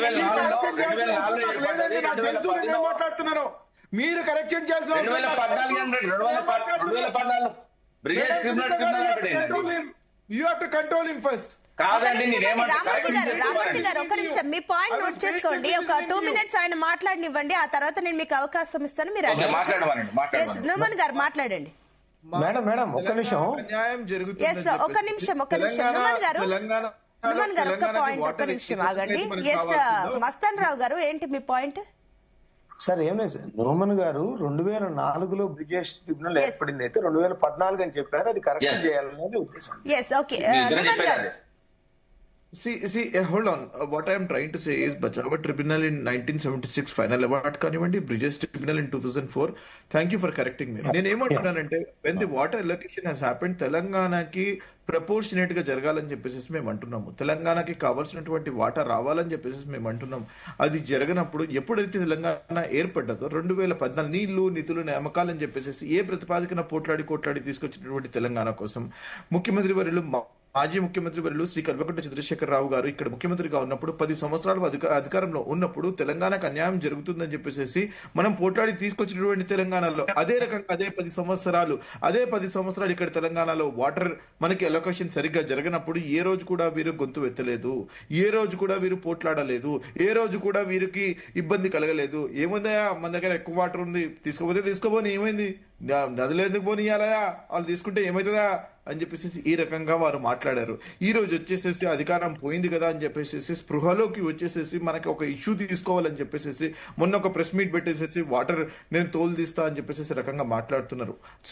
we have been consistently as a Congress party since the beginning we have been telling one thing, మేము వాటర్ ఇక్కడ మాకు అన్యాయం జరుగుతుందని చెప్పేసి పోతిరెడ్డి పాడు ఒకవేళ కడితే మాత్రం మహబూబ్ నగర్ నల్గొండ మొత్తం డ్రాట్ ప్రోన్ రీజియన్ గా పర్మనెంట్ గా మారిపోతుందని చెప్పేసి మేము అధికారంలో లేనప్పుడు చెప్పాము. ఈ రోజు అధికారంలో వచ్చినాక కూడా మేము చెప్తున్నాము. రాయలసీమ లిఫ్ట్ ఇరిగేషన్ ప్రాజెక్ట్ కోసం ఇక్కడ నుంచి వాటర్ ని వాళ్ళు అక్కడ తరలిస్తున్నారని చెప్పేసి అప్పుడు చెప్పాము, మేము ఇప్పుడు చెప్తున్నాము. మేము ఒకటే మాట చెప్తున్నాము, కన్సిస్టెంట్ గా మేము ప్రతిపక్షంలో ఉన్నప్పుడు అధికార పక్షంలో ఉన్నప్పుడు వారు జగన్మోహన్ రెడ్డి గారు ముఖ్యమంత్రిగా ఉన్నప్పుడు ఇక్కడ కల్వకుంట్ల చంద్రశేఖరరావు గారు ముఖ్యమంత్రిగా ఉన్నప్పుడు స్నేహబద్ధాన్ని దత్తపుత్రుడి మాదిరిగా వారు ప్రతి ఒక్క ప్రాజెక్ట్ కి వారు అప్రూవల్ తెలియజేస్తూ ఇబ్బంది లేకుండా వారు they never went to tribunal. వాళ్ళ లెటర్స్ గురించి మాట్లాడుతున్నారు రామూర్తి గారు, but that never came out. వాళ్ళు రాసిన లెటర్స్ వల్లనే ఇప్పుడు రాయలసీమ ప్రాజెక్ట్ ఆగిపోయిందని చెప్పారు కదా ఇందాక. What I'm trying to say is what was happening for 10 years? What was happening for 10 years? Was there any discussion? ఎక్కడైనా డిస్కషన్ జరిగిందా? జరగలేదు. కాబట్టి నేను ఏమంటున్నాను అని అంటే ఈ రోజు we are talking Krishna water dispute tribunal 2. దాంట్లో ఇట్ ఈస్ ఉత్తమ్ కుమార్ రెడ్డి గారండి పెద్దలు మినిస్టర్ గారు వెంట సుప్రీం కోర్ట్ అపెక్స్ కోర్ట్ లోకి వెళ్లి వారు చెప్తున్నారు ఇక్కడ మాకు అన్యాయం జరుగుతుందని చెప్పేసి. That is our minister, that is what the commitment of. నేను మీకు అడిగిన పాయింట్ ఏంటంటే కూడా ఈసారి చర్చలు ఎప్పుడు పెట్టబోతున్నారు అండ్ ఈ చర్చల్లో మీ పాయింట్స్ ఏ రకంగా ఉండబోతున్నాయి? ఎక్స్పర్ట్స్ తో పాటు వెళ్ళబోతున్నారా చర్చలకి? Water issues or something both the states కూర్చొని మాట్లాడుకున్నా సరే the intervention from the center needs to be there. There is a panel that has been allocated, 13-member panel allocation. Telangana నుంచి నలుగురిని, ఆంధ్రప్రదేశ్ నుంచి నలుగురిని, ఎక్స్పర్ట్స్ ని ఒక నలుగురిని పెట్టుకుని they are going to have this meeting very soon. నేనేమంటున్నాను, ద స్టేట్స్ ఇద్దరు ముఖ్యమంత్రులు కూర్చొని వాళ్ళు డిసైడ్ చేసుకుని ఒక ఇంట్లో కూర్చొని ఒక గెస్ట్ హౌస్ లో కూర్చొని చేసే పద్ధతి కాదండి. This is a major irrigation projects, water గురించి, మేజర్ న్యాచురల్ రిసోర్సెస్ గురించి. What we are saying is legitimate share, legal share, scientific గా డివిజన్ జరగాల. ఇంటర్నేషనల్ వాటర్ బాడీస్ ఏదైతే పారామీటర్స్ తీసుకుని కల్టివేటబుల్ ల్యాండ్ కానివ్వండి, ఇక్కడ కావాల్సినటువంటి వాటర్ యూసేజ్ కానివ్వండి, ఇక్కడ కావాల్సినటువంటి డ్రింకింగ్ వాటర్ యూసేజ్ కానివ్వండి, వీటి పారామీటర్స్ ని తీసుకుని మా దగ్గర ఉన్నటువంటి ని తీసుకుని ఈ పారామీటర్స్ ని తీసుకుని వారు డివైడ్ చేస్తారు. Let that happen and there has to be a permanent solution. ఇది ప్రతి ఒక్కసారి రాజకీయంగా వాడుకోవడానికి కాదండి. This is not a political blame game at all. మనకు కావాల్సినటువంటి పర్మనెంట్ సొల్యూషన్ ఇక్కడ మనకు కావాలి. దానికోసం మాట్లాడదాం. దాని గురించి మనం I'm appreciating all the TV channels that are carrying this debates. This is much needed. ఇది జరిగిన తర్వాత 100% let us hope and find a solution. మాకు సొల్యూషన్ కావాలని చెప్పేసి మేము అంటున్నాము. మేము ఆ రోజు వాళ్ళు రాయలసీమకి వెళ్ళిపోయి వారు రోజా ఇంటికి వెళ్ళిపోయి చేపల పులుసు తిని రొయ్యల కూర తిని వచ్చేసేసి బేసిన్లు లేవు బేసిజాలు లేవు అని చెప్పేసి వారు మాట్లాడారు. సరే, okay, that could be because of brotherlyhood, sisterhood. వాళ్ళు కూర్చొని ఇద్దరు కలిసి ఉండాలని చెప్పేసి మాట్లాడి ఉండొచ్చు. కానీ వారు ఆ రకంగా ప్రతిసారి ప్రతి ఒక్క ప్రాజెక్ట్ ని ఎలో చేశారు. కాబట్టి ఈ రోజు మనం I'm happy at least mister KCR has opened his eyes, ears, and now we need a solution. I'm hoping we will come up with a solution. Both the chief ministers of Telangana, Veer Mago Shishulu, Guruvulu అని చెప్పేసి అంటగట్టకండి. We are looking for a solution. You also please come. అఖిల పక్ష భేటీని పిలుస్తున్నాం మేము. 100% all party meet will be called in Telangana. We will seek the grievances. అందుకనే assembly session పెట్టేసేసి వారిని presentation ఇచ్చి వారిని డిస్కషన్ లో రమ్మని చెప్పేసి మాజీ ముఖ్యమంత్రి వర్యులు శ్రీ కల్వకుంట్ల చంద్రశేఖరరావు గారిని ఆహ్వానించాము. వారు వస్తారని అనుకున్నాము. వారు వచ్చి 3 నిమిషాల్లో వెళ్ళిపోయారు. No problem. అట్లీస్ట్ నా అఖిలపక్ష సమావేశం ఉంటుంది, రండి. మీ దగ్గర ఉన్నటువంటి అపార అనుభవం, మీ దగ్గర ఉన్నటువంటి ఎక్స్పర్టీస్, మీ దగ్గర ఉన్నటువంటి సబ్జెక్ట్ మ్యాటర్ ఎక్స్పర్ట్, తెలంగాణకి ఉపయోగపడే విధంగా మీరు వచ్చి మీ సలహాలు సూచనలు ఇస్తే 100% we will take them, we'll accept them. మళ్ళీ వస్తాను. ఎస్ రమణ గారు, సో పాయింట్ ఏంటంటే కూడా ఒకవేళ కేంద్ర కమిటీలు సిఫార్సు చేసినవి అమలైతే గనక ఈ మీరు అన్నట్లు ఈ పోలవరం కానివ్వండి, Rayalaseema projects and Telangana projects కి సంబంధించి ఇవి ఎట్లా పనిచేయబోతున్నాయి? ఎట్ ద ఎండ్ కావాల్సింది ఏంటంటే రైతులకు ప్రయోజనం కావాలి, వాళ్ళకి ఎంతో కొంత మేలు జరగాలి ఈ ప్రాజెక్టుల వల్ల. సో మీ అనాలిసిస్ ఏంటి ఇక్కడ? ఇప్పుడు ఏదైనా కానీ ఇద్దరు సీఎంలు కూర్చుండి సంతకాలు పెట్టుకున్నారు. అయితే అట్లా జరిగితే ఏమవుతుందంటే గురు శిష్యులు సంతకాలు పెట్టుకున్నారని ఇక్కడ బదనాం చేస్తారు, అక్కడ కూడా వాళ్ళు అపోజిట్ పార్టీ వాళ్ళు రెడీగా ఉంటారు వాళ్ళు. ఇట్లా కాకుండా దీనికి ఒక సైంటిఫికల్ వే లోపల దీన్ని స్టడీ జరగాలి. ఇప్పుడు గోదావరి కృష్ణ రెండే లేవండి ఏపీ లోపల. గోదావరి పైన మనకు మహానది మధ్యలో శారదా నుంచి మొదలుకుంటే ఒక 5-6 నదులు అక్కడ వెళ్తుంటాయి, మనకి సముద్రంలో కలుస్తుంటాయి. అట్లే గోదావరి కృష్ణ మధ్యలో కూడా 5-6 నదులు సముద్రంలో కలుస్తుంటాయి. అవన్నీ మన అట్లే కృష్ణని పెన్నా మధ్యలో కూడా గుండ్లకమ్మ ఇటువంటివి మంచి క్వాంటిటీ అండ్ వాటర్ ఉన్నది. అట్లే పెన్నాలో కూడా 100 TMs వాటర్ ను మనం వాడుకోవచ్చు. పెన్నాలో కూడా అంటే ఆ 100 TMs లతోని మనం 10,000 ఎకరాలు వేసుకున్నా 10 లక్షల ఎకరాలకి నీళ్ళు ఇచ్చుకోవచ్చు పెన్నాలో కూడా. అయితే సైంటిఫికల్ గా దాన్ని స్టడీ చేయాలి. ఒక న్యూట్రల్ ఫోరము దీనికోసము స్టడీ చేయాలి. ఇప్పుడు నేను మాది ఏపీఆర్ చేసి ఫస్ట్ బ్యాచ్ అన్నమాట. ఇప్పుడు చీఫ్ సెక్రటరీ గారు రామకృష్ణారావు గారు ఉన్నారు, వారి 8th బ్యాచ్. మననే మాది గోల్డెన్ ఇది మన 50 years జరిగింది మా గోల్డెన్ జూబ్లీ. అయితే ఇటువంటి న్యూట్రల్స్ IAS లు, IPS లు, థింక్ ట్యాంక్స్, తర్వాత ఈవెన్ ఇప్పుడు ఇంజనీరింగ్ కాలేజీలు కానీ ఇప్పుడు రీఇంజనీరింగ్, రీడిజైనింగ్ కొత్త సబ్జెక్టులు పెడుతున్నారు రాజకీయ నాయకులు. అసలు రీఇంజనీరింగ్ అనే సబ్జెక్ట్ మేము ఎప్పుడు చదువుకోలేదండి, రీడిజైన్ కూడా చదువుకోలేదు. ఇప్పుడు ఆ రీడిజైన్లు రీఇంజనీరింగ్లు అన్ని చేసి ఏదో రకంగా మేము సైంటిఫికల్ గా పోతున్నామని చెప్పి ఒక కొత్త సబ్జెక్టులు క్రియేట్ చేస్తున్నారు తప్ప ఇప్పుడు దీనికి ఒక సైంటిఫికల్ వే లోపల మనకు క్రాప్ వాటర్ ఎంత అవసరము, ఇప్పుడు న్యూమన్ గారు చెప్పినట్టు మనకు అక్కడ క్రాప్స్ ఏం వేస్తున్నారు, క్రాప్ వాటర్ ఎంత అవసరము, ఊరికనే రాయలసీమకు నీళ్లు ఎత్తుకెళ్లి దాన్ని స్టోర్ చేస్తున్నారు తప్ప ఆ నీళ్లు ఎంత వాడుతున్నారు, ఎన్ని క్రాపులకు ఇస్తున్నారు, ఎంత ఎవాపరేషన్ లాస్ అవుతున్నది, ఇవన్నీ లెక్కలు జరగాలి. ఖచ్చితంగా ఇది ఒక న్యూట్రల్ ఫోరం ఒకటి ఏర్పాటు చేస్తే ఇప్పుడు ఈ ఇద్దరు చర్చలు అప్పుడు తర్వాత ఇద్దరు సీఎం సంతకాలు పెట్టుకుంటారు. కానీ దేని బేస్ మీద? వాళ్ళిద్దరు అనుకున్నది కాదు, ఈయన అనుకోని ఆయన అనుకోని గురు శిష్యులు అనుకున్నది సంతకం పెట్టారని బదనాం రాకుండా ఉండాలంటే ఇప్పుడు అప్పుడు కూడా ఇద్దరు సీఎంలు అంటే మన కేసీఆర్ ని మన వీరు జగన్ గారు అప్పుడు బేసిన్ లేవు, బేస్ జాల్ లేవు, అందరు సీఎం ఇద్దరు ఇంజనీర్లు కూర్చుండి అప్పుడు చర్చిస్తున్నారు, కమిటీ పెట్టారు.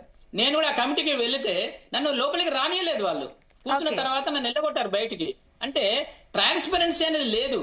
వాళ్ళు ఏం చేస్తారు, వాళ్ళు ఈ బంకచర్ల ఇప్పుడు కొత్తది కాదండి, బంకచర్ల పాతదే. అప్పుడు 70,000 కోట్లకి అప్పుడు ఎస్టిమేట్ పట్టుకొని వెళ్ళారు ఇద్దరు సీఎంలు కలిసి. మళ్ళీ మెగావానికి మళ్ళీ అప్పచెప్పి మళ్ళీ దీంట్లో కమిషన్లు దొబ్బుదామని.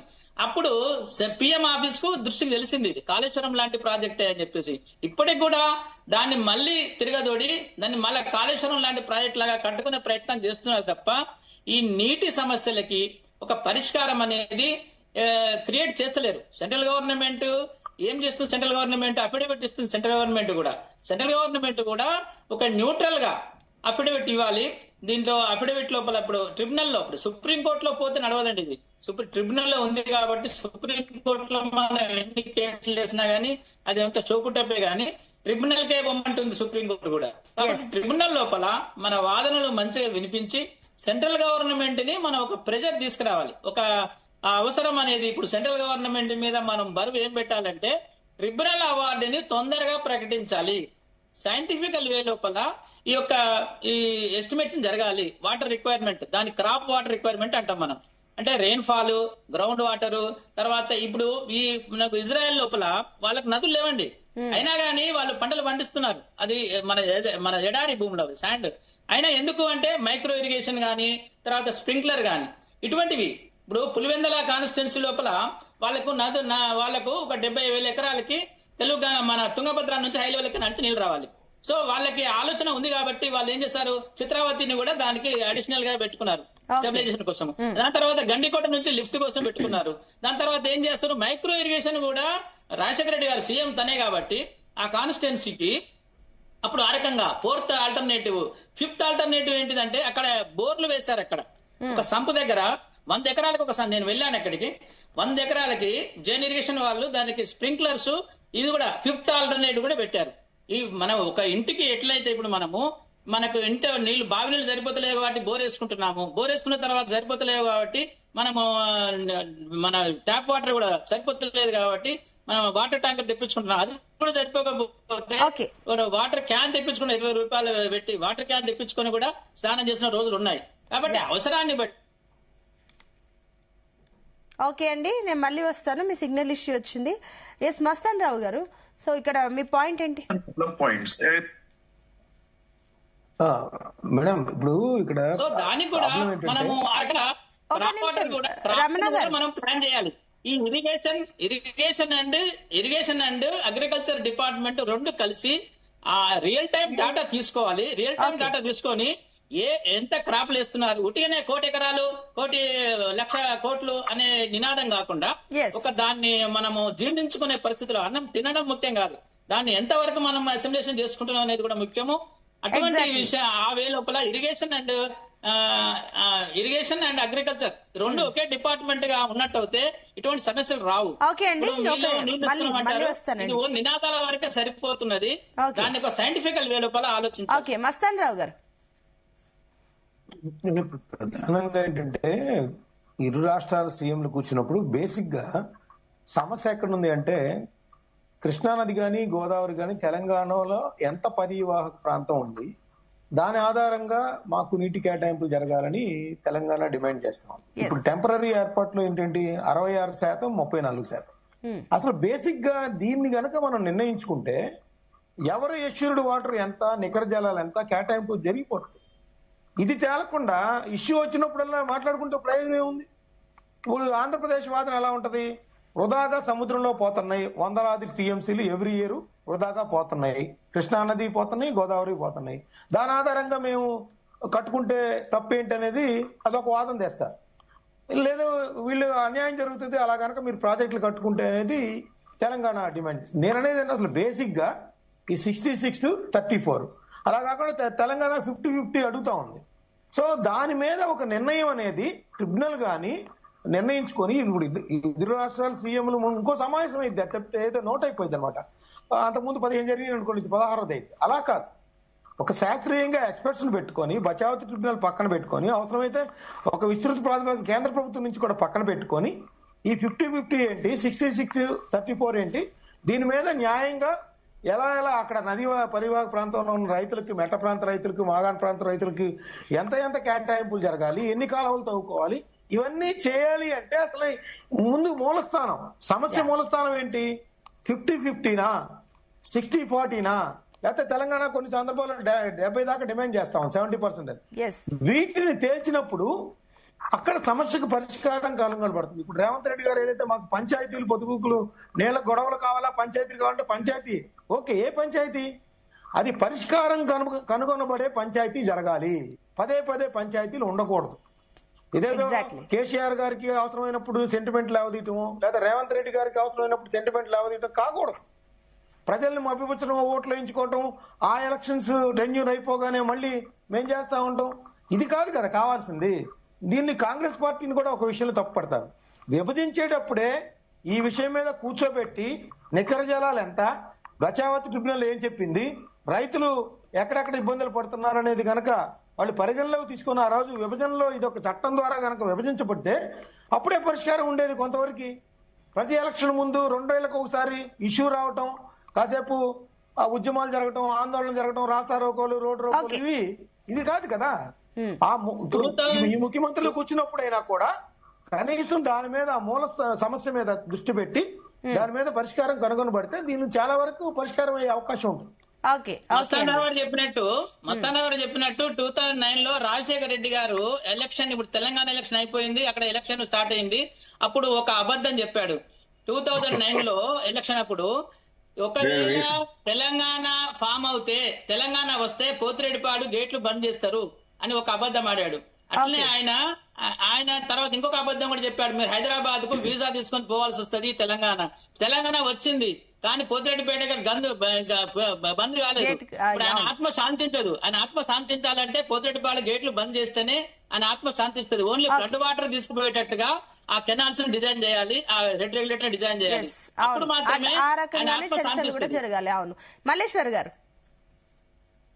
ఇప్పుడు మేడం ఏంటంటే ఇక్కడ రాజకీయాలకు పోయి కొంత ప్రజలకు ఆకాంక్షలు నెరవేరకుండా జరుగుతున్నటువంటి పరిస్థితి చూస్తున్నాం. మనము విభజన చట్టంలో మరి ఆనాడు పాలమూరు రంగారెడ్డి డిండి ఎస్ఎల్బిసి ప్రాజెక్టు విభజన చట్టంలో పెట్టకపోయినా కూడా మరి ఇక్కడ ఆనాడు మరి మన ఏదో తెలంగాణ వచ్చిందనే సంబరం మీద ఉన్నాం, కానీ ఆనాడు బీఆర్ఎస్ ప్రశ్నించకపోవడం కూడా ఒక తప్పు జరిగింది.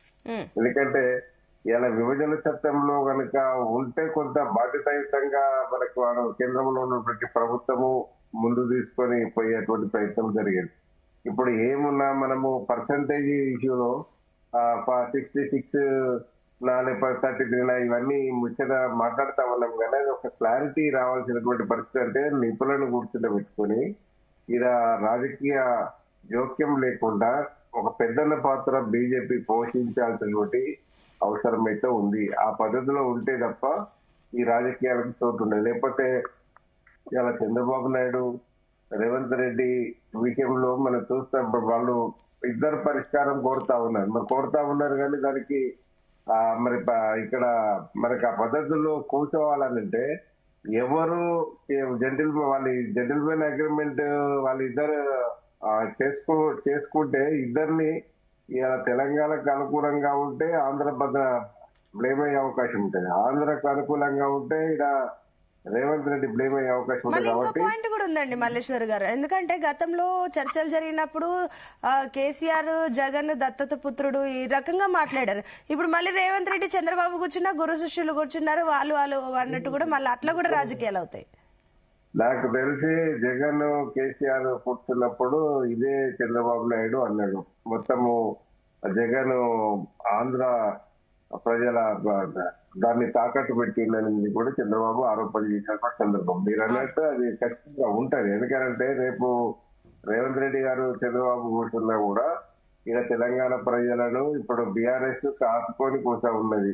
ఎక్కడ చిన్న తప్పు జరిగినా కూడా దీన్ని ప్రజల్లోకి తీసుకుపోయి బ్లేమ్ చేసే అవకాశం ఉంది. ఎందుకంటే వాళ్ళు కూడా మాట్లాడారు కదా. కాబట్టి ఏ పార్టీని కూడా వాళ్ళ మనుగడ కొరకు ప్రత్యర్థి అంటే సీటు మీద, అంటే ఇప్పుడు ఇక్కడ సీటు మీద లేకపోతే ప్రజాస్వామ్యం గురించి మాట్లాడతారు, సీటు మీద ఉంటే బ్యూరోక్రసీ లాగా బిహేవ్ చేస్తారనేది మనం చూస్తా ఉన్నాం. ఆ పద్ధతిలో ఏదంటే అధికారంలో ఉన్నంత సేపు ఏమి ఉండగానే అధికారం దిగుతాం మాత్రం అందరికీ ఇక్కడ తెలంగాణ ప్రజల కష్టాలు గుర్తొస్తాయి, ఆంధ్ర ప్రజల కష్టాలు గుర్తొస్తాయి, ఆంధ్ర ప్రజల తెలంగాణ ప్రజల నీళ్లు నియామకాలు గుర్తొస్తుంది. కాబట్టి ఇవన్నీ ఉన్నా కొంత ఇది ఒక అంటే సమయస్ఫూర్తితో పాటు ఏంటంటే ఇక్కడ ఇప్పటి కనీసము నాకు తెలిసి వీరిద్దరి కాలంలోనన్నా మనకు ఈ టైంలోనన్నా మనకు పరిష్కారం దొరుకుతుందని నేను భావిస్తాను. ఎందుకంటే గతంలో 2019లో జగన్ ప్రమాణ స్వీకారం చేసిన నుంచి కూడా మరి కేసీఆర్ ను అనని మాటలు లేవు. కేసీఆర్ రకరకాల మరి కేసీఆర్ కూడా అదే పద్ధతిలో బిహేవ్ చేసేది. ఎందుకంటే ప్రమాణ స్వీకారంకు పోయి కూడా అక్కడ ఆయనను రాజశేఖర రెడ్డి పేరు నిలబెట్టాలంటే నువ్వు చాలా ఇది చేయాలి అది చేయాలి అని చెప్పి కొంత అడ్వైజర్ గా బిహేవ్ చేసి మాట్లాడేటట్టుంది. తర్వాత నగరిలో రాయలసీమను రత్నాలసీమ చేయాలంటే మనకు అని ఇప్పుడు వేస్ట్ వాటర్ అంతా కూడా మీరు అవసరం పట్టే మీరు ఏం చేసుకున్నా పర్వాలేదు అనేది దాని మీద కొంత ఫ్రీ అంటే ఆ ఫ్రీడమ్ ఇవన్నీ కూడా ఏంటంటే బాగానే ఉన్నాయి కానీ అది మళ్ళా కార్యరూపం కూడా దాల్చింది కూడా ఏం లేదు. నేను అనేది అంటే ఇప్పుడు ఏదో కేసీఆర్ జగన్ రిలేషన్ కంటే ఇంకా బంధము రేవంత్ రెడ్డి గారు చంద్రబాబు ఎక్కువనే ఉంది. కానీ సేమ్ టైం ఒకటి మనం ఇక్కడ అంటే తెలంగాణ ప్రజలు కొంత బెనిఫిట్ అయ్యే అవకాశం ఎక్కడ పడుతుందంటే చంద్రబాబుకు తెలంగాణ మీద కూడా కొంత ప్రేమ ఉంది కనుక డెఫినెట్ గా ఇది రేపు పార్టీ మనగడ కొరకు కావచ్చు తెలంగాణ ఇక్కడ నిలబడడానికి కొరకు కావచ్చు కొంత అనుకూలంగా నిర్ణయం తీసుకుంటారని నేను భావిస్తాను. రామూర్తి గారు మీ సబ్మిషన్ ఏంటి? ఒక్క నిమిషం అండి రమణ గారు. ఒక మాట బీజేపీ మీద అంటే బీజేపీ ఏది చేసినా చంద్రబాబు నాయుడు సపోర్ట్ ఉండి చేసిండని అంటారు. బీజేపీ చేసినప్పటికీ కూడా బీజేపీ సెంట్రల్ ఏం చేయదు. ట్రిబ్యునల్ ని అపాయింట్ చేయడము, ట్రిబ్యునల్ కి ఆ సెక్షన్ 3 ప్రకారంగా డిసైడ్ చేయమని చెప్పడమే బీజేపీ చేయవలసిన పని. అది చేసింది. అది అంటే సెంట్రల్ గవర్నమెంట్ చేస్తుంది. ఆ ట్రిబ్యునల్ లో కూడా ట్రిబ్యునల్ అవార్డు ఇచ్చేటప్పుడు కూడా ఇద్దరు సీఎంలు అవగాహనకు వచ్చి ఒప్పుకుంటేనే ట్రిబ్యునల్ అవార్డు ఇస్తుంది. అది కూడా ఏమి నెత్తిన మోపదు. స్టేట్ గవర్నమెంట్ ఇష్యూ ఇది. వాటర్ అనేది స్టేట్ గవర్నమెంట్ ఇష్యూ. ఏ స్టేట్ కి ఆ స్టేట్ అవసరాలను బట్టి వాళ్ళు ప్రాజెక్టులు డిజైన్ చేసుకుంటారు. కాబట్టి వీళ్ళు కూర్చుండి కాంప్రమైజ్ అయ్యి ఏదో ఒక బ్రేక్ ఈవెన్ పాయింట్ పెట్టుకొని వీళ్ళు దాన్ని ట్రిబ్యునల్ కు సబ్మిట్ చేయాలి. ప్రొసీడింగ్స్ ఇంకా పెండింగ్ చేసేటట్టుగా ఇంకా కాలయాపన చేయడం అనేది మంచిది కాదు. ఓకే అండి రామూర్తి గారు. ఇప్పుడు నేనేమంటున్నా అంటే ఇప్పుడు రమణ గారు కొంచెం ఎందుకంటే కేఆర్ఎంబిలో గానీ జిఆర్ఎంబిలో పనిచేసిన అనుభవం అనుకున్నది తను కొంచెం నేను తొందరగా చెప్తే నేను అర్థమవుతుంది సార్ గారికి. అదే విధంగా నేను చెప్పేది కూడా సామాన్య జనాలకు అర్థం కావాలని కూడా కొంచెం చెప్పడానికి ప్రయత్నం చేస్తా. ఎందుకంటే సెక్షన్ 3 సాధించిన తర్వాత ఇలాంటి పరిస్థితులు వస్తాయి. రాష్ట్రంలో మా అధికారం ఉన్నా అధికారం లేకున్నా నీటి హక్కులు ఖచ్చితంగా భద్రంగా ఉండాలనే సెక్షన్ 3 సాధించిన కేంద్రంతో సుదీర్ఘంగా కొట్లాడి. ఎందుకంటే ఇప్పుడు అది ఉన్నది కాబట్టి ఇప్పుడు అయితే వాస్తవంగా చెప్పాలంటే కేడబ్ల్యూడిటి కృష్ణా వాటర్ అయితే డిస్ప్యూట్ ట్రిబ్యునల్ రిపోర్టు అయితే 6 నెలల్లో సంవత్సరమో లేకపోతే 2 సంవత్సరాలకు వచ్చినా కూడా ఆ ఘనత సాధించింది మేమే అవుతాం తప్ప ఇప్పుడు ఉన్న ప్రభుత్వం ఏ విధంగా కూడా కాదు. ఎందుకంటే ఆ విషయాలు కూడా చెప్తాయి. ఎందుకంటే వాస్తవాలు మాట్లాడుకుంటే ఇప్పుడు నుమాన్ మాట్లాడుతూ కేసీఆర్ గారు మేల్కొన్నందుకు థ్యాంక్స్ ఇన్ని రోజులకైనా. కేసీఆర్ గారు మేల్కొంటే తెలంగాణ వచ్చింది. కేసీఆర్ గారు మేల్కొంటేనే గోదావరి మీద వాస్తవంగా 968 టీఎంసీల వాటర్ లో అయితే వాళ్ళ పరిపాలన ఉన్నప్పుడు కనీసం ఎందుకంటే ఒక 200 టీఎంసీలు కూడా తెలంగాణకు అందించలేదు. అదే విధంగా మేము వచ్చిన తర్వాత కేసీఆర్ గారు వచ్చిన తర్వాత ఇన్ని ప్రాజెక్టులు కట్టుకుని గోదావరి మీద వాస్తవంగా దాదాపు 400 టీఎంసీ ప్రజెంట్ వాడుకుంటున్నాం. అది ఇంకోటి ఏంటంటే రైట్ ఎస్టాబ్లిష్మెంట్ అంటారు. అయితే రమణ గారికి క్లియర్ గా అర్థమవుతుంది. ఎందుకంటే రైట్ ఎస్టాబ్లిష్ సంబంధించి మొత్తం ప్రాజెక్టులు గోదావరి మీద దాదాపు 933 టీఎంసీలు వాడుకోనికి లైన్ క్లియర్ చేసి పెట్టిండు. అదే విధంగా కాంగ్రెస్ ప్రభుత్వం కృష్ణా మీద వీళ్ళ పరిపాలన ఉన్నప్పుడు 228 టీఎంసీలో వాడుకోగలిగింది. ఏదైతే వాస్తవంగా 299లో మేము వచ్చిన తర్వాత మా పరిపాలనలో దాదాపు 284 టీఎంసీలు, ఒక 2-3 టీఎంసీలు తప్ప మిగతా అంతా వాడుకోవడం జరిగింది. ఎందుకంటే 2013లో తీసుకున్న నిర్ణయం ఏదైతే అప్పుడున్న ముఖ్యమంత్రి ఇక్కడున్న ప్రాజెక్టులు కంప్లీట్ గా గింతే అవసరమైతే అని క్లియర్ గా రాసిచ్చిన తర్వాత వాస్తవంగా KWDT2 ఏదైతే వాస్తవంగా tribunal the report final award రాలేదు కాబట్టి ఫైనల్ అవార్డు వచ్చేంత వరకు ఇదే ఉంటదని తాత్కాలిక ఒప్పందాల మీద చేసుకున్న నిర్ణయం. అది కూడా కోర్టులో చెల్లదు, ఎక్కడ కూడా చెల్లదు. కాబట్టి వాస్తవంగా ఫైనల్ రిపోర్ట్ కోసం వెయిట్ చేసినాం. అదే విధంగా మిగులు జలాలు, ఎందుకంటే వీళ్ళు అడిగిన నుమాన్ గారు అడిగిన ప్రశ్నలు కూడా సమానం చెప్తాం. మిగులు జలాల గురించి ఏదైతే వాస్తవంగా కేసీఆర్ గారు పోయింది రోజా దగ్గరికి పోయి ఏదో చేపల పులుసు కథ కార్ఖానా అని మాట్లాడుతాం పదే దాని కూడా క్లియర్ చేయాల్సిన అవసరం ఉన్నది. ప్రజలకు కూడా అర్థం కావాలి. ఎందుకంటే వాస్తవంగా గోదావరి మీద గానీ కృష్ణా మీద గానీ మిగులు జలాలు తేల్చవలసింది కేంద్రంలోని జలశక్తి మంత్రిత్వ శాఖ. ఇంతవరకు తేల్చలేదు. తేల్చిన తర్వాత వాస్తవంగా చెప్పాలంటే ఒకవేళ గోదావరిలో 3000 టీఎంసీలు వాస్తవంగా ఫ్రీగా మొత్తం కంప్లీట్ గా వాడుకోకుండా బంగాళాఖాతంలో కలిస్తే అది తేల్చవలసింది వాస్తవంగా కేంద్రం 3000 టీఎంసీలు ఒక ఉన్నాయంటే అందులో 2000 టీఎంసీలు తెలంగాణకు వస్తే ఒక 1000 టీఎంసీలు వాస్తవంగా ఆంధ్రప్రదేశ్ పోతాయి. అది తేల్చిన తర్వాత మేము కట్టుకోమన్నాం తప్ప ఎప్పుడైనా కూడా నీటి విషయంలో దోస్తానే ముఖ్యమంత్రికి ఇరు ముఖ్యమంత్రులకు ఉండొచ్చు, కానీ ఏదైతే వాస్తవంగా హక్కుగా వచ్చే నీళ్లను మాత్రం ఎక్కడ కూడా పోగొట్టుకోలేదు, మేము పోగొట్టుకునే అవకాశం కూడా లేదు. ఎందుకంటే కేంద్రంలో ఉన్న ఈ ప్రభుత్వాలు ఏ విధంగా ఉన్నాయన్నది కూడా చూసుకోవచ్చు. ఎందుకంటే 60 ఏళ్ల గోసపడ్డ తెలంగాణ దాదాపు 9.5 ఏళ్ల పాలన ఏ విధంగా జరిగింది, ఇప్పుడు 2 సంవత్సరాల నుంచి వీళ్ళు ఏం చేస్తున్నారని తెలంగాణ ప్రజలు క్లియర్ గా ఉన్నది. అందుకంటే అదే విధంగా మిత్రుడు ఏదైతే మస్తాన్ రావు గారు మాట్లాడుతూ వరద జలాల గురించి కూడా మాట్లాడా, వరద జలాల విషయం కూడా అయితే కృష్ణా మీద గానీ అదే విధంగా గోదావరి మీద గానీ తేల్చవలసింది కేంద్రం. తేల్చిన తర్వాతనే ఆ వాటాల కేటాయింపు ఉంటాయి. ఎకర జలాలు ఆ విషయమైనా లేకపోతే వరద జలాల విషయమైనా కూడా వాస్తవంగా కేంద్రం చొరవ తీసుకోవాలి, ఎవరు వాటా వాళ్ళకి ఇవ్వాలన్నది మేము గతం నుంచి మాట్లాడి ఇప్పుడు కూడా అదే మాట్లాడుతుంది. ఇంకొకటి సెంటిమెంట్ గురించి మాట్లాడు, సెంటిమెంట్ రాజేస్తున్నట్టే వాస్తవంగా చెప్తున్నా అంటే ఏ ప్రాంతానికైనా దాని ఆత్మ వాస్తవంగా సెంటిమెంటే అండి. సెంటిమెంట్ లేకుంటే కూడా ఏ ప్రాంతాలు బతకవు, చచ్చిపోతాయి. నేనేమంటున్నా, తెలంగాణ సెంటిమెంట్ తెలంగాణకు ఉండాలి, ఆంధ్ర సెంటిమెంట్ ఆంధ్రాకు ఉండాలి, మహారాష్ట్ర సెంటిమెంట్ మహారాష్ట్రకు ఉండాలి. మీరు చూడండి ఏ ప్రాంతానికి పోయినా వాళ్ళ సెంటిమెంటే వాళ్ళ ఆత్మ ఆ ప్రాంతాన్ని కాపాడుతుంది. అంతేగాని సెంటిమెంట్ వాస్తవంగా నీటి హక్కులను గానీ ఏదైతే ఉద్యోగ హక్కులను గానీ లేకపోతే ఇతర హక్కులను గానీ తీసుకొచ్చి కట్టబెడుతుంది. ఈ సెంటిమెంట్ చంపాలని చూస్తున్న కాంగ్రెస్ ప్రభుత్వం గతంలో కూడా అదే పనిచేసింది, ఇప్పుడు కూడా అదే పనిచేస్తున్నది. ఒకవేళ ఈ ప్రయత్నం చేస్తే ఆ పార్టీలే చచ్చిపోతాయి, సెంటిమెంట్ చంపాలనుకున్న పార్టీలే చచ్చిపోతాయి. ఫైనల్ కమెంట్స్ చెప్పండి. I would like to conclude by saying ఏదైతే ఆంధ్రప్రదేశ్ రీఆర్గనైజేషన్ యాక్ట్ లో 2014 లో మనం ఎక్కడ కూడా క్లియర్ గా కేటగారికల్ గా ఇంత షేర్ రావాలి ఇంత షేర్ ఇవ్వాలి అని లేదు. 14 కాదండి 13, మళ్ళీ కూడా చెప్తున్నా 13 లో చెప్పండి. రియారిగేషన్ యాక్ట్ 2014 రియారిగేషన్ యాక్ట్ అంటున్నారు వారు. చెప్పండి. But there is section 89. Section 89 లో క్లియర్ గా మెన్షన్ చేస్తున్నది it has to be referred to the water tribunals as well as agreements అని చెప్పేసి. Now the matter has come to the tribunal. వాళ్ళు 10 సంవత్సరాలు నిద్రపోయారు కాబట్టి నిద్రలేచారు కాబట్టి మేము అధికారంలోకి వచ్చినాం కాబట్టి 100% we will find a solution, legal solution, legitimate solution, technical solution, permanent solution.